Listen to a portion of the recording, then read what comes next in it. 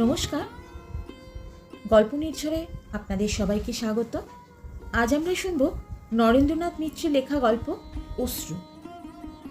অশ্রু গল্পটি এক পুরুষের জীবনে নীরব যন্ত্রণার কাহিনী। স্ত্রীকে হারানোর শূন্যতা ও গভীর শোকে ডুবে থাকা তার জীবনকে অচেনা এক পথে ঠেলে দেয়, কিন্তু সময়ের সঙ্গে সে শিখে যায় ভালোবাসার স্মৃতিগুলো হৃদয়ের এক পবিত্র কোণে রেখে জীবনকে দ্বিতীয়বার সম্ভাবনার আলো দেখানোর। এই গল্পটি শোক, স্মৃতি এবং নূতন জীবনের শুরু, এই তিনটির সূক্ষ্ম সমন্বয়। চলুন শুরু করি আজকের গল্প অশ্রু। সবচেয়ে দুঃখ হয় কি জানেন বীরুদা? যখন সংসারের অবস্থা একটু ফিরল, সুদিনের মুখ দেখলাম, সে আর সবুর করল না, চলে গেল। শেষ দিকে প্রায়ই বলতো, আমি ভারী অপয়া, আমি না মরলে তোমাদের ভাগ্য ফিরবে না, দুঃখ ঘুচবে না। আমার দুঃখ সে ঘুচিয়ে দিয়ে গেছে। বলতে বলতে শ্রীপতির চোখে জল এসে পড়ল। তাড়াতাড়ি মুখ ফিরিয়ে কোচার খুঁটে জল মুছে ফেলে শ্রীপতি অপ্রতিভ হয়ে রইল। স্ত্রীর মৃত্যুর 3 মাস পরে কথায় কথায় পুরুষের চোখে এমন সজল হওয়া শোভা পায় না। বীরেশ্বর সেন অবশ্য বহুদিনের পুরনো বন্ধু, বয়সেও বছর 10 বড়। নির্মলার অসুখের সময় সাধ্যমতো যথেষ্ট সাহায্য করেছেন। তারপরেই 3 মাস ধরে সময় পেলেই একবার করে আসেন, শ্রীপতিকে সান্ত্বনা দেন, তাকে অন্যমনস্ক রাখবার চেষ্টা করেন। কিন্তু ইদানিং তারও যেন ধৈর্যচ্যুতি ঘটেছে। তিনি পারতপক্ষে ওসব কথা তুলতেই চান না, বরং শ্রীপতিকেও যেন একটু এড়িয়ে এড়িয়ে চলতে চান। আজ একটা দরকারি কাজে শ্রীপতির কাছে এসেছিলেন, তুলব না করেও স্ত্রীর কথা সে তুলে ফেলল। বীরেশ্বর একটু চুপ করে থেকে বললেন, তোমাকে কতদিন বলেছি, ওসব কথা আর ভেবে লাভ নেই। যে গেছে সে তো গেছে, যারা আছে এবার তাদের দিকে তাকাও। বুকের মধ্যে আগুন তো জ্বলবেই, চিরকাল জ্বলবে, কিন্তু তাই বলে চোখের জলে কর্তব্যের পথ যেন ঝাপসা না হয়। হাতের ঘড়ির দিকে তাকালেন বীরেশ্বর। ইস, 8:35 হয়ে গেল। এবার আমি উঠি ভাই চিরু, অনেক কাজ জমে রয়েছে, একটু সকাল সকাল বেরোতে হবে অফিসে। বীরেশ্বর উঠে দাঁড়ালেন। বেশ বোঝা গেল তিনি নির্মলার প্রসঙ্গকে ভয় করছেন। শ্রীপতি একবার স্ত্রীর কথা তুললে আর সহজে থামতে চাইবে না, বারবার পুরনো কথার পুনরাবৃত্তি করবে। সদর দরজা পর্যন্ত বীরেশ্বরকে এগিয়ে দিয়ে ফিরে এসে শ্রীপতি চুপ করে বসে রইল। নিজের আচরণের জন্য নিজেই লজ্জিত হল। সত্যি, অন্যের চোখে নিজেকে এমন অনুকম্পার পাত্র করে তুলে লাভ কি? নিজের দুঃখ নিজের মধ্যেই কেন লুকিয়ে রাখে না শ্রীপতি? বারবার সেই দুঃখের কাহিনী বর্ণনা করে কেন বন্ধুদের বিরক্তিভাজন হয়? বন্ধুরা ক্রমেই যেন দূরে সরে যাচ্ছে, ব্যবধান বেড়ে চলেছে। সব সময় শ্রীপতিকে সতর্ক থাকতে হয়, পাছে তাদের কাছে সে স্ত্রীর কথা তুলে ফেলে। মানুষের ধৈর্যের, সহানুভূতি জ্ঞাপনের তো একটা সীমা আছে। নির্মলা বেঁচে থাকতে কিন্তু কখনো এমন হয়নি। বন্ধু বান্ধবেরা দিনের পর দিন তাদের স্ত্রীর গল্প শুনিয়েছে, দাম্পত্য জীবনের খুঁটিনাটি কথা বর্ণনা করেছে, কিন্তু শ্রীপতি কোনোদিন মুখ খোলেনি। স্ত্রী বলে যে ঘরে কেউ আছে তা তার হাবভাবে কেউ টের পেত না। 3টি ছেলে মেয়ের বাপ হওয়ার পর অফিসের সহকর্মীরা জেনেছিল যে শ্রীপতি বিবাহিত। তার আগে নির্মলার কোনো অস্তিত্বই ছিল না তাদের কাছে। শ্রীপতির নিজের কাছেই কি খুব ছিল? কিন্তু মরে গিয়ে নির্মলা তার শোধ নিচ্ছে। এত তাড়াতাড়ি যে ও চলে যাবে কি ভেবেছিল? মাত্র 27 বছর বয়সে সংসারের কতটুকু স্বাদ আহ্লাদই বা তার মেটেছিল? নির্মলার মোটেই মেটেনি। 13 বছরের বিবাহিত জীবন দারিদ্র্য ও রোগব্যাধির সঙ্গে যুদ্ধ করেই তার কেটেছে। না পেরেছে শ্রীপতি তাকে 2-1খানা গয়না গড়িয়ে দিতে, না দিয়েছে তেমন দামি 1খানা শাড়ি। শুধু কি তাই, অভাব অনটনের সংসারের বেশিরভাগ দিনই ঝগড়াঝাটি লেগে থাকত। এখন সে কথা ভাবলে দুঃখ হয়। আগে যদি জানতো নির্মলা এত অল্প দিনের জন্য সংসারে থাকতে এসেছে, তাহলে সেই কটা দিন ওকে সুখে রাখতে চেষ্টা করত শ্রীপতি। শাড়ি গয়না ধন দৌলত দিয়ে নয়, দুটো মিষ্টি কথা বলে, একটু বেশি আদর সোহাগ জানিয়ে। নির্মলা তাই চাইতো, তাতেই খুশি হতো, আর চাইতো লোকজনকে খাওয়াতে। শ্রীপতির মতো অসামাজিক ছিল না নির্মলা। ওর ইচ্ছা ছিল স্বামীর বন্ধু বান্ধব প্রায় বাড়িতে আসে যায়, তাদের খাওয়ায় দাওয়ায় আদর আপ্যায়ন করে, কিন্তু তা ঠিক হয়ে উঠত না। সংসারের বাজেটে ফি মাসে ঘাটতি পড়ত। নির্মলা যখন রোগশয্যায়, তখন দুটি সংবাদ এলো। চাকরিতে প্রমোশন পেয়েছে শ্রীপতি, আর তার ছোট ভাই নৃপতিও একটা ইন্স্যুরেন্স অফিসে চাকরি জুটেছে। সব মিলিয়ে ১৬০০ টাকার মতো পাবে। একসঙ্গে ১৫০ টাকা আয় বেড়ে যাওয়া সহজ কথা নয়। শুনে নির্মলা ভারী খুশি হয়েছিল। বিছানায় শুয়ে শুয়ে আগামী ২-৩ মাসের জমা খরচ ঠিক করেছিল মুখে মুখে। খান কয়েক চেয়ার, ছেলেদের পড়বার একটা টেবিল, টুকিটাকি জিনিসপত্র রাখবার জন্য একটা আলমারি, এসব না কিনলে আর চলে না। সেই সঙ্গে একান্তে শ্রীপতিকে ডেকে আরও একটি সাধের কথা জানিয়েছিল নির্মলা। আসছে ২১শে আষাঢ়, কি করবে বলো তো? এবার কিন্তু একখানা বইটই দিয়ে আর সারতে পারবে না। ঠাকুরপোর চাকরি হলো, তোমার মাইনে বাড়ল। ২১শে আষাঢ় শ্রীপতিদের বিবাহবার্ষিকী। শ্রীপতি বলেছিল, দামি একখানা শাড়ি চাই তো। আচ্ছা দেব, তুমি ভালো হয়ে ওঠো। নির্মলা মাথা নেড়েছিল। শাড়ি দেবে ঠাকুরপো, তোমার কাছে অন্য জিনিস চাই। কি, গয়না? না গো না, গয়না নয়। তোমাদের ধারণা মেয়েরা শাড়ি গয়না ছাড়া আর কিছুই ভাবতে পারে না। গয়না টয়না চাইনি। ওই দিন তোমার বন্ধুদের নিমন্ত্রণ করে খাওয়াবো, ঠিক যেমন হিরেন আর বিনিতারা করেছিল তেমনি। সেই সঙ্গে একটু গান বাজনার আয়োজন করা যাবে। কি চমৎকার হবে না? শ্রীপতি স্বীকার করেছিল পরিকল্পনাটি সত্যিই ভালো। কিন্তু এবারকার ২১শে আষাঢ় নির্মলা আর দেখে যেতে পারল না। আর সেই বিবাহ তিথি, শ্রীপতিকে আজকের দিনটি একাই উদযাপন করতে হবে। বারান্দার এক কোণে রান্নার জায়গা। শ্রীপতির মা যোগমায়া সেখান থেকে বেরিয়ে ছেলের সামনে এসে দাঁড়ালেন। নিজের সাদা থান ছেড়ে মৃত পুত্রবধূর একখানা পুরনো ছেঁড়া শাড়ি গায়ে জড়িয়ে তিনি হেসেলে ঢুকেছেন। নির্মলাও তাই করত। শাড়ির ছেঁড়া জায়গাটা দিয়ে কখনো তার এলো খোপা বেরিয়ে থাকতো, কখনো বা দেখা যেত ঘামে ভেজা আধময়লা ব্লাউজের ছাপা ফুলের গুচ্ছ। ছেঁড়া শাড়িতেও ভারী সুন্দর মানাতো নির্মলাকে। কিন্তু মা কেন ওই পুরনো রঙিন শাড়িখানা পরতে গেলেন? বড়ই বিসদৃশ্য লাগছে দেখতে। যোগমায়া ছেলের দিকে একটু তাকিয়ে থেকে বললেন, এবার ওঠ ছিরু, আর অমন করে বসে থাকিস নে। আপিসের সময় হলো না তো, ৯টা বেজে গেছে, শেষে নাকে মুখে ঘুষবি। শ্রীপতি বললেন, যাই মা। যোগমায়া বললেন, আর মুখ ভার করে থাকিস নে ছিরু, আর সেই এক ভাবনা দিন রাত্রি ভাবিস নে। পুরুষ মানুষ তো তুই, তোর কি এসব সাজে? শ্রীপতি বললেন, মনে মনে একটু হাসল শ্রীপতি। তা ঠিক, স্ত্রীর জন্য পুরুষের শোক করা চলে না। এই উপদেশ উঠতে বসতে মা দিচ্ছেন, বন্ধুরা দিচ্ছে। স্ত্রীর জন্য দুফোঁটা চোখের জল ফেলবে, তাও সকলের চোখে বিসদৃশ্য লাগে। অথচ অশ্রু ছাড়া তাকে আর কি বা দিতে পারে শ্রীপতি? অখ্যাত একটি কেরানি স্ত্রীর জন্য কোনো জনহিতকার তহবিল খোলা হবে না। শুধু অশ্রু, শুধু চোখের জলের তর্পণ। কিন্তু তাতে নাকি পৌরুষ ক্ষুণ্ণ হয়তো হোক। ক্লান্ত ভঙ্গিতে শ্রীপতি উঠে দাঁড়ালো। নৃপতি 2 দিনের জন্য ছুটি নিয়ে কলকাতার বাইরে গেছে কোনো এক বন্ধুর বিয়েতে। শ্রীপতিকে নিজেই আজ বাজার সারতে হয়েছে। এবার অফিসের উদ্যোগ আয়োজন শুরু করতে হয়। তেল মাখবার আগে স্ত্রীর টেবিলটার সামনে এসে দাঁড়ালো শ্রীপতি। মুখে একদিনের দাড়ি জমেছে। খুঁজে খুঁজে কামাবার সরঞ্জামগুলি এক জায়গাতে জড়ো করল।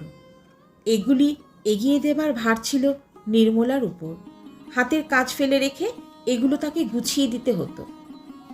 নির্মলা বলতো, আর পারি না, সব জিনিস একেবারে হাতের ওপর তুলে দিতে হবে। সংসারে কি 10টা ঝি আছে না চাকর আছে? নিজে সেভ করার জিনিসগুলো নিজে যদি একটু খুঁজে টুজে না নিতে পারো, অমন দাড়ি না কামালেই হয়। শ্রীপতি খুঁটটা নামিয়ে রেখে সাবান মাখা মুখ গম্ভীর করে বলতো, বেশ, নাই কামালাম দাড়ি। নির্মলা হাসি চেপে বলতো, হ্যাঁ সেই ভালো, ওই এক মুখ দাড়ি নিয়ে যাও অফিসে, সাহেব যদি তেড়ে না আসে। শ্রীপতি তেমনি গম্ভীর মুখে জবাব দিত, দিনে না হয় অফিসে সাহেবের তাড়া খেলাম, কিন্তু দাড়ি না কামালে রাত্রে ঘরে মেম সাহেবের দশাটা কী হবে শুনি। আসল গরজটা যে কিসের জন্য তা সবাই জানে। নির্মলা আরক্ত মুখে বলতো, আহা চুপ করো, ওপাশে মা রয়েছে, ছেলেরা রয়েছে, কোনো যদি আক্কেল বুদ্ধি থাকে তোমার। নির্মলার জন্যে সত্যি শ্রীপতির মুখে দাড়ি জমতে পারত না, রোজ সেভ করে ফেলতে হতো। শ্রীপতি বলতো, আর তুমি কি না খোটা দাও, আমার দাড়ি ভয়ানক করা। ঘরে এমন করা মেজাজের বউ যার থাকে, তার দাড়ি কি আর করা না হয়ে যায়? নির্মলা বলতো, আহা এখন যত দোষ বুঝি আমার, 14 বছর বয়স থেকে খুদ ধরে ধরে দাড়িকে শক্ত করে ফেলেছ, এখন খোটা দেওয়া হচ্ছে আমাকে। আমি মরে গেলে বড় চাপ দাড়ি রেখো। স্ত্রীর মৃত্যুর পর দিন 10 বড় দাড়ি রেখেছিল শ্রীপতি চক্রবর্তী। তারপর সভ্যতার নিয়মে ফের নিখুঁত করে কামিয়ে ফেলতে হয়েছে, রোজই কামাতে হচ্ছে, কিন্তু এখন যেন শুধু কড়া দাড়ি কামাবার যন্ত্রণাটুকুই আছে, আনন্দ আর নেই। ঘরটা একেবারে খালি। নির্মলার 1.5 বছরের কোলের মেয়েটিকে পাশের ঘরের ভাড়াটেদের বউ নিয়ে গেছে, নইলে রান্নার সময় যোগমায়াকে বড় বিরক্ত করে। বুড়ো মানুষ সব দিক সামলাতে পারেন না, অল্পেই মেজাজ বিগড়ে যায়। কিন্তু নির্মলা যখন রাখত, মিন্টু প্রায় ওর পিঠের সঙ্গে লেগে থাকত। রাতে রাতে ছেলেদেরও পড়ার খবরদারি করত নির্মলা। ঘরের মধ্যে মাদুর পেতে শঙ্কু আর রঙ্কুকে বই নিয়ে বসতে বলতো। তাদের গলা না শুনলে নির্মলা ধমক দিত, জোরে জোরে চেঁচিয়ে পড়, ও কি পড়া হচ্ছে শুনি। কিন্তু শুধু ধমক ছাড়াও শঙ্কু আর রঙ্কু ভাগ্যে আরও কিছু জুটত। কোনোদিন বা 2টি তালের বড়া, কোনোদিন বা কুমড়ো ফুল ভাজা। রাতে রাতে মা উঠে এসে ছেলেদের দিয়ে যেত, দেখতো কেমন হয়েছে খেতে। নির্মলা চলে যাওয়ার পর শঙ্কু আর রঙ্কু বড় একটা ঘরের মধ্যে থাকতে চায় না, বাইরে বাইরেই কাটায়। এই সকালবেলা পড়াশোনা ছেড়ে গলিতে গলিতে খেলা শুরু করেছে ওরা। জানলা দিয়ে মুখ বাড়িয়ে শ্রীপতি ওদের ডাকলো, এই শঙ্কু, রঙ্কু, এদিকে এসো। বাপের ডাক শুনে রঙ্কু সব হয়ে ঠাকুমার পিছনে গিয়ে আশ্রয় নিল। শঙ্কুও সেখান থেকে আসতে চাইছিল না। শ্রীপতি আশ্বাস দিয়ে বললে, আয় এদিকে আয়, বকবো না, কাউকেই বকবো না। শঙ্কু এসে দাঁড়ালো। বছর 9 বয়স হয়েছে, কিন্তু স্বাস্থ্য মোটেই ভালো না, রোগা টিনটিনে, মুখের আদলটা নির্মলারই মতো। তেমনি জোড়া ভ্রু, পিকল নাক, পাতলা সুন্দর 2টি ঠোঁট। রংটা নির্মলার চেয়ে একটু ফর্সা হবে, মাথার চুলগুলো উস্কো খুস্কো, গায়েও ময়লা পড়েছে, কেই বা দেখে, কেই বা যত্ন নেয়। ছেলেকে আরও কাছে ডেকে নিয়ে শ্রীপতি বলল, সকালে একটু পড়েছিলিস তো? পড়েছি বাবা, অনেকক্ষণ পড়েছি। বেশ, পড়াশোনা হয়ে গেলেও সকালবেলাটি ঘরেই থেকো, সকালে অলিতে গলিতে যাওয়া ভালো নয়। একটু থেমে শ্রীপতি গলা নামিয়ে বলল, আচ্ছা ঘরে আজকাল তোরা থাকিস না কেন বলতো? থাকতে মন লাগে না, খালি খালি লাগে, তাই না? মার কথা খুব মনে পড়ে, তাই না? বাপের আদরে অনভ্যস্ত শঙ্কু বড়ই বিব্রত বোধ করছিল। এবার নিজেকে ছাড়িয়ে নেওয়ার চেষ্টা করতে করতে বলল, না, মনে পড়ে না, কারোর কথা মনে পড়ে না, আমি যাই বাবা। কিন্তু শ্রীপতি ছাড়ল না, জোর করে ছেলের হাত চেপে ধরে বলল, অকৃতজ্ঞ, এই 3 মাসের মধ্যে মাকে একেবারে ভুলে গেছিস? একটু মনে পড়ে না তার কথা? যোগমায়া ছুটে এলেন। হ্যাঁ রে, তুই হলি কি? বল দেখি, কি হলি তুই? একেবারে পাগল হয়ে গেলি? নিজে পাগল হবি হ, কিন্তু বাড়ি শুদ্ধ সবাইকে পাগল করতে চাস কেন? কচি কচি ছেলে, ওদের আমি কত কষ্টে আগলে রাখি, ভুলিয়ে রাখি, আর তুই কি না? ছি ছি। শ্রীপতির হাত থেকে শঙ্কুকে ছাড়িয়ে নিয়ে গেলেন যোগমায়া। রান্নাঘরের ভিতর গিয়েও বকবক করতে লাগলেন। আশ্চর্য, কত সহজে শঙ্কু বলে ফেললে, মনে পড়ে না, কাউকে মনে পড়ে না। ওরে, পড়বে, এখন না পড়লেও একদিন পড়বে মনে। তখন বুঝবি কি হারিয়েছিস, কাকে হারিয়েছিস।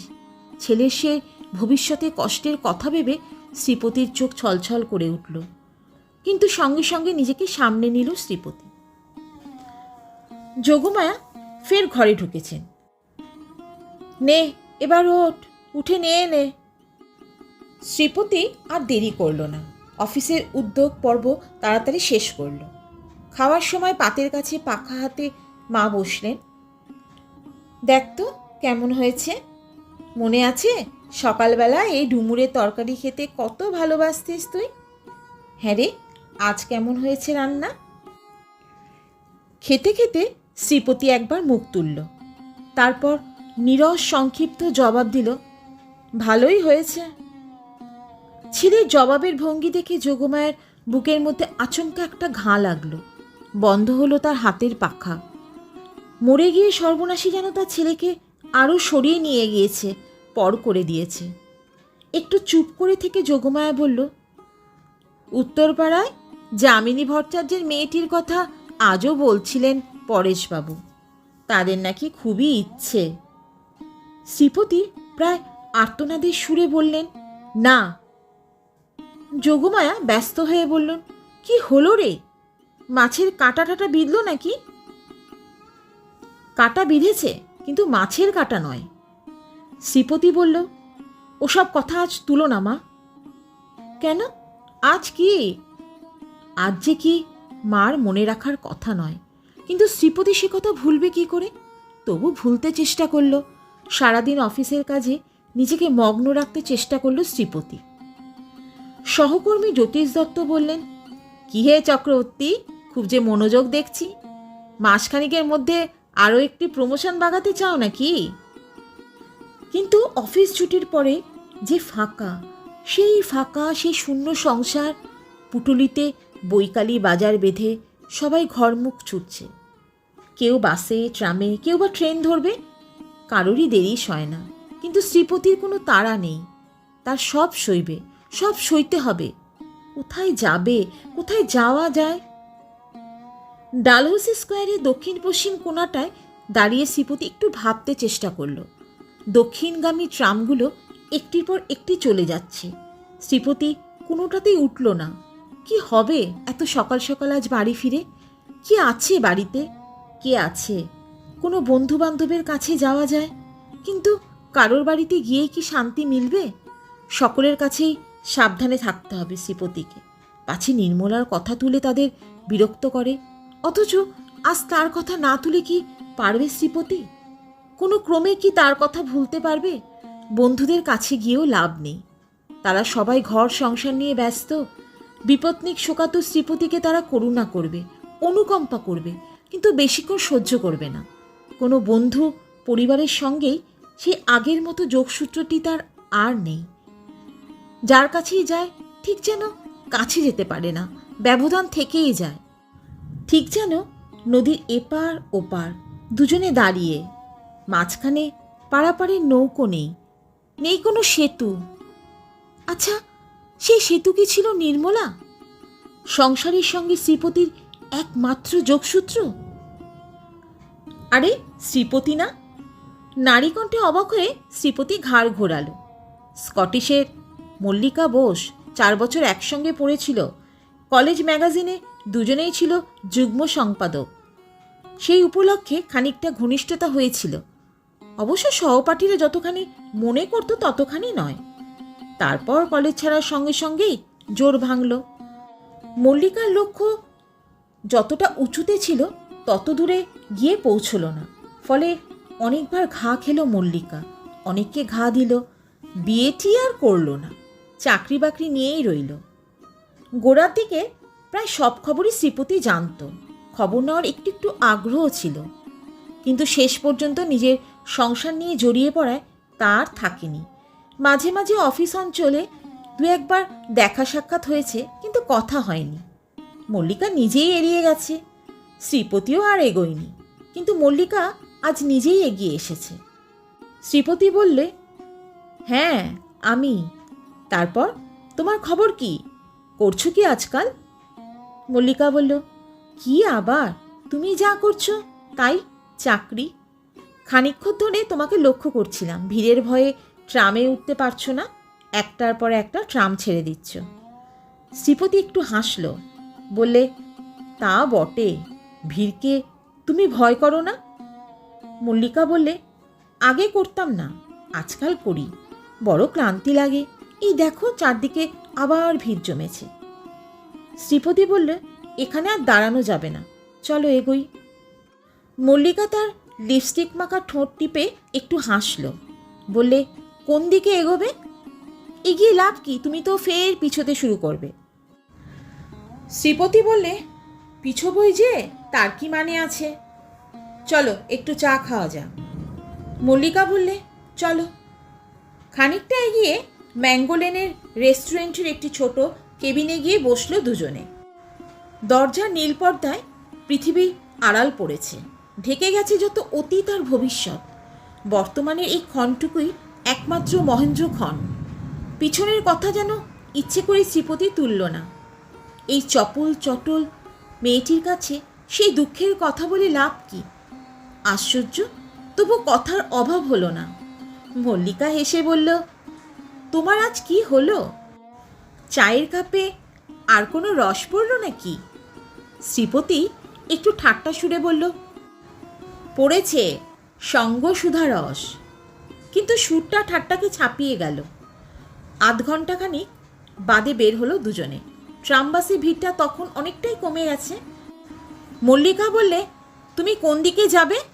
শ্রীপতি বলল, কালীঘাট। সঙ্গে সঙ্গে মনে হলো না বলাই ভালো ছিল, ও যদি ভিন্ন পথ ধরে। কিন্তু মল্লিকা তাকে আশ্বস্ত করল, চলো আমি ওদিকেই যাব, ভবানীপুর অবধি। খানিকটা পথ বেশ একসঙ্গে যাওয়া যাবে। ট্রামের একটি লেডিস সিটে পাশাপাশি বসলো দুজনে। যতবার ওর গায়ে গা লাগলো ততবার রোমাঞ্চিত হলো শ্রীপতি। এ যেন প্রথম নারী স্পর্শ পাচ্ছে, অপূর্ব আগ্নেয় অনুভূতি। পদ্মপুকুরের মোড়ে নেমে যাওয়ার আগে মল্লিকা বললে, বেশ কিন্তু কাটলো সময়টা।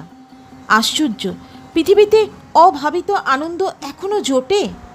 পুরানো মদের মতোই পুরানো বন্ধুত্বই কি বলো? এসো না একদিন আমাদের ওখানে। শ্রীপতি সাগ্রহে জিজ্ঞাসা করল, কবে? মল্লিকা একটু চিন্তা করে বলল, কাল। না না, কাল একটু আটকা থাকবো, পরশু সন্ধ্যা 7টা, ঠিক মনে থাকবে তো? শ্রীপতি ঘাড় নেড়ে বলল, থাকবে। মনোহর পুকুর এসে শ্রীপতি চমক ভাঙল। নিজের স্টপেজ ছেড়ে অনেকটা ছাড়িয়ে এসেছে। ট্রাম থেকে তাড়াতাড়ি নেমে ফেরত ধরল হাজরা রোডে। ডাইনে হরিশ চ্যাটার্জির ঘিঞ্জি গলি। কিন্তু অদ্ভুত ভালো লাগছে আজ, অদ্ভুত চমৎকার কথা বলেছে মল্লিকা। পুরানো মদের মতোই পুরানো বন্ধুত্ব, কিন্তু নেশাটা চির নতুন। কড়া নাড়তেই শঙ্কু এসে দৌড় খুলে দিয়ে বলল, বাবা কে এসেছে জানো? কে? দেখোই না এসে। ছেলের পিছনে পিছনে ঘরে ঢুকলো শ্রীপতি। মেঝের মাদুরের ওপর সাদা পাঞ্জাবি গায়ে যে লোকটি বসেছিল সে উঠে দাঁড়িয়ে শ্রীপতির দিকে এগিয়ে এলো, বলল, এসো ভাই, এমন সর্বনাশ হয়ে গেল, আর আমাকে খবরটা পর্যন্ত কেউ দিলে না। নির্মলার পিস্তত ভাই নিরুপম চ্যাটার্জি সিপি গভর্নমেন্টের ফরেস্ট ডিপার্টমেন্টে চাকরি করে, সেখানেই থাকে ফ্যামিলি নিয়ে। শ্রীপতি একটু থমকে দাঁড়িয়ে বললে, তুমি খবর পাওনি? নিরুপম বললে, না তো, জানোই তো মামাবাড়ির সঙ্গে আমার আর কোনো সম্পর্ক নেই।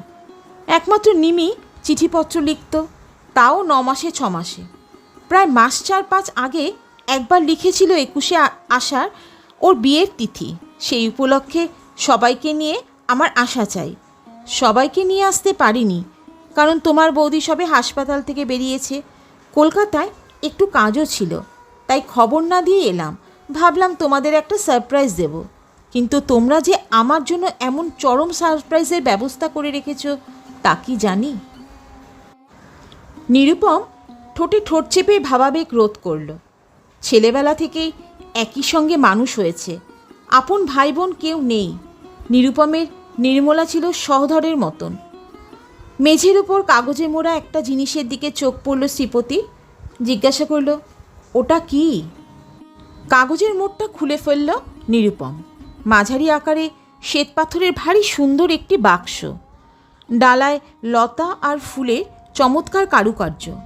নিরুপম বলল, নিমি নিজেই ফরমাশ করেছিল। জানোই তো, শৌখিন জিনিসপত্র চিরকালই খুব ভালোবাসত। এবারও ঠোঁট চেপে ধরল নিরুপম, কিন্তু চোখের জল আর চাপতে পারল না। শ্রীপতি তাকিয়ে দেখল মেঝের আরেক ধারে পাতা বিছানায় রঙ্কু আর মিন্টু ঘুমোচ্ছে। কোলের মধ্যে মুখ গোজা শঙ্কুর পিঠে হাত বুলোতে বুলোতে ঘন ঘন আঁচলে চোখ মুছছেন যোগমায়া। কিন্তু আশ্চর্য, শ্রীপতির চোখ এখনো শুকনো। মনে মনে একটু স্বস্তি বোধ করল শ্রীপতি। অন্যের চোখের সামনে নিজের সজল চোখকে সে আর তুলে ধরতে চায় না। তার জন্য আছে সারা রাত্রি। খানিক বাদে নিরুপম বিদায় নিল। অনেক অনুরোধ উপরোধ করা সত্ত্বেও সে থাকল না। বললে, না ভাই, কোন মুখে আর থাকব? বাক্সটাও রেখে গেল নিরুপম। ওটা নিয়ে গিয়ে আর কি করব? রাখতে হয় রাখো, নইলে ফেলে দিতে হয় দাও। ফেলে দিল না শ্রীপতি, সযত্নে তুলে নিয়ে গেল। খাওয়া দাওয়া কোনো রকমে সেরে নিজের ঘরে ঢুকে খিল দিল। টেবিলের ওপর খুলে রাখল বাক্সটা। দেয়ালে টাঙানো নির্মলার ছোট একখানি ফটো। স্মিত মুখে তাকিয়ে আছে সামনের দিকে। দাঁড়িয়ে দাঁড়িয়ে শ্রীপতি আশা করতে লাগলো, প্রতীক্ষা করতে লাগলো। ছেঁড়া হাড়ের মুক্তার মতো একটি একটি করে অশ্রুবিন্দু এমন সুন্দর গয়নার বাক্সটির মধ্যে ঝরতে শুরু করবে। কারো চোখে আর লজ্জা নেই, ধরা পড়বার ভয় নেই কারোর কাছে। আজ বিবাহবার্ষিকী রাতে প্রিয়ার গলায় চিরবিরহীর অশ্রুর মালা দুলিয়ে দেবে শ্রীপতি। কিন্তু আশ্চর্য, মুহূর্তের পর মুহূর্ত কাটল, এক ফোঁটা জল দেখা দিল না চোখে। সমুদ্র শুকিয়ে কি মরুভূমি হলো? পরশু সন্ধ্যা 7টা, মনে থাকবে তো? কে যেন ফিসফিস করছে কানের কাছে। শ্রীপতি মাথা নাড়ল। না, অন্তত আজকে রাত্রির জন্য সে কথা কিছুতেই মনে রাখতে চায় না শ্রীপতি। কিন্তু সেই স্পর্শ, জীবন্ত নারীর অদ্ভুত সেই আগ্নেয় স্পর্শ, তা যে সমস্ত সত্তায় জ্বলছে, তাও নীরবে। শুধু এক ফোঁটা জল, তাতেই তো সব আগুন নিভে যাবে। কিন্তু কোথায় সেই অমৃত বিন্দু? টিকটিক করে শব্দ হচ্ছে ঘড়িতে, একটু একটু করে কাঁটা ঘুরছে।